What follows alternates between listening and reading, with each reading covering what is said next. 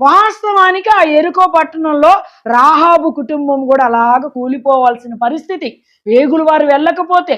కానీ వేగులు వారిని చేర్చుకోవడం వల్ల ఏమైందంట, ఆ నాశనం మధ్యలో, అంటే ఆ విధేయుల మధ్యలో నుంచి తను బయటికి తీసుకొని రాబడిందండి.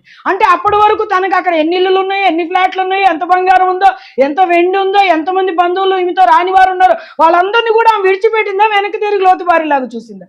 విడిచిపెట్టేసింది. ఇది నాకు వద్దు, ఇంకా ఇది ఉంటే ఈ గొప్ప దేవుణ్ణి నేను మిస్ అయిపోతానని వేగులు వారు తీసుకొని రాగానే ఇశ్రాయేలీయుల పాళెం బయట వాళ్ళు గుడారాలు వేసుకున్నారంట. మరి ఇంకొక దగ్గర వాక్యం ఉంటుంది, ఇశ్రాయేలీయుల మధ్యలో నివాసం. ఎక్కడ పుట్టింది, ఎక్కడ పెరిగింది, ఎలా పెరిగింది? ఒక్కసారి వేగులు వారు అడుగు పెట్టగానే లైఫే టర్న్ అయిపోయిందండి. హల్లెలూయా. ఆత్మీయతలో నువ్వు ఎదుగుతున్నప్పుడు ఖచ్చితంగా నీ లైఫ్ టర్న్ అవుతుంది, అవ్వకుండా ఉండదు.